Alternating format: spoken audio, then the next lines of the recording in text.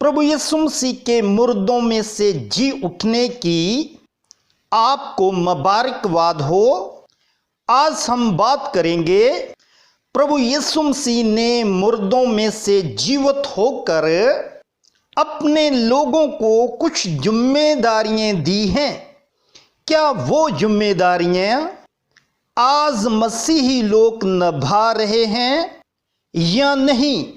जैसा कि हम सब जानते हैं कि जो बातें प्रभु यीशु मसीह ने मुर्दों में से जीवित होकर कही है, वो ही बातें मसीही लोगों का भविष्य है और वो ही मंजिल हैं और वो ही बातें संसार के इतिहास को बदल सकती है। पहली बात, जब प्रभु यीशु मसीह मुर्दों में से जीवित हुए, मरकस 16 और 15 में दर्ज की गई है। ये एक जिम्मेदारी मसीही लोगों को प्रभु यीशु मसीह ने दी है। यीशु ने उनसे कहा, तुम सारे जगत में जाकर सारी सृष्टि के लोगों को सुसमाचार प्रचार करो। आमीन। ये सबसे बड़ी जिम्मेदारी मसीही लोगों को प्रभु यीशु मसीह ने मुर्दों में से जीवित होकर दी है। क्या आज ये जिम्मेदारी को मसीही लोग ईमानदारी के साथ निभा रहे हैं या नहीं? जहां सुसमाचार का अर्थ क्या है? प्रभु यीशु मसीह इस जगत में आए थे और उनके बारे में यूहन्ना ने साक्षी दी, जो यूहन्ना 1 और 29 वचन में दर्ज है। देखो, ये परमेश्वर का मेमना है जो जगत का पाप ले जाता है। आमीन। प्रभु यीशु मसीह ने सलीब के ऊपर पूरे जगत के पापों को उठा लिया। पाप का दंड मौत है।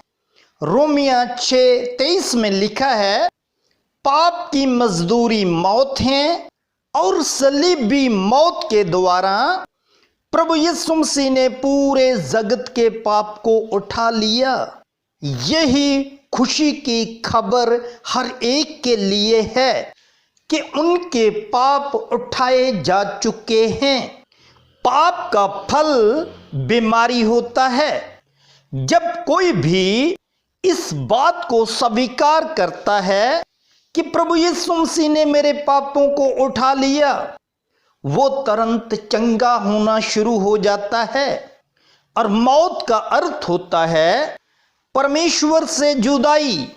प्रभु यीशु मसीह हर एक विश्वास करने वाले का मिलाप परमेश्वर के साथ करवाने के लिए आए। सुसमाचार प्रचार करने की इसीलिए मसीही लोगों को जिम्मेदारी दी गई है। आमीन।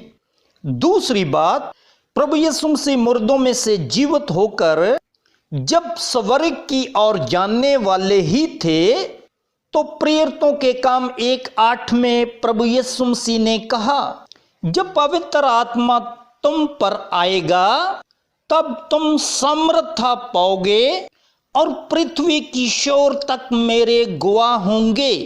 हाँ अजीजों, हर एक मसीही को ये जिम्मेदारी दी गई है कि प्रभु के जीवित होने की साक्षी बड़ी सामर्थ्य के साथ देते रहें। प्रेरितों के काम 4:33 में ऐसा लिखा है, प्रेरित बड़ी सामर्थ्य से प्रभु के जी उठने की गवाही देते रहे और उन सब पर बड़ा अनुग्रह था और उनमें से किसी को किसी बात की कोई घटी न थी। पहली सदी की इसी मेहनत के कारण और जिम्मेदारी के कारण आज वचन हमारे पास है और जीवन भी हमारे पास है। और प्रभु यीशु मसीह की इच्छा भी यही है कि हम ऐसी मंडली बने जैसी पहली सदी की मंडली थी। तीसरी बड़ी जिम्मेदारी मत्ती 28 और 20 में लिखी हुई है। यीशु ने कहा, उन्हें सब बातें जो मैंने तुम्हें आज्ञा दी है, मानना सिखाओ, और देखो मैं जगत के अंत तक सदा तुम्हारे संग हूं। आमीन। तीसरी मसीही लोगों की बड़ी जिम्मेदारी ये है कि प्रभु यीशु मसीह की आज्ञाएं दूसरे को मानना सिखाना है। अगर आप रियल मसीही हैं तो आपको ईस्टर मनाना ही काफी नहीं है, मगर जो बातें प्रभु यीशु मसीह ने मुर्दों में से जीवित होकर जिम्मेदारी के रूप के अनुसार हमें दी है, उन जिम्मेदारियों को निभाना है। ये जिम्मेदारियां हमने क्यों निभाना है?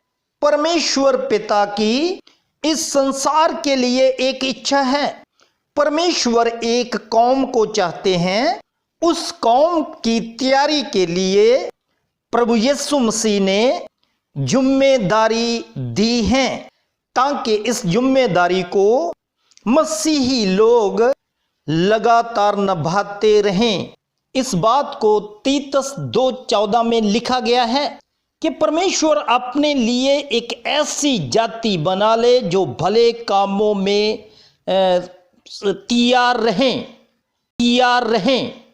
अंत में मैं यही बात करना चाहता हूं, जो रियल मसीही हैं वो यीशु मसीह के जी उठने के दिन को कभी नहीं भूलते, और ना ही वो बातें भूलेंगे जो प्रभु यीशु मसीह ने मुर्दों में से जीवित होके कही हैं। ये जिम्मेदारियां हैं। जब ये 3 जिम्मेदारियां हम सब मसीही लोग ईमानदारी से निभाएंगे तो इस जगत में एक ऐसी जाति परमेश्वर के लिए होगी जो सबके साथ भले काम ही करेगी। मैं ये प्रार्थना करता हूं कि आप प्रभु यीशु मसीह की शिक्षा लेकर आज से भले काम करने शुरू कर दें। फिर जैसे प्रभु यीशु मसीह मुर्दों में से जीवित होकर स्वर्ग में गए, वो ही प्रभु एक दिन स्वर्ग से आएंगे। आप भी जीवित होकर प्रभु यीशु मसीह के साथ रहेंगे। आमीन।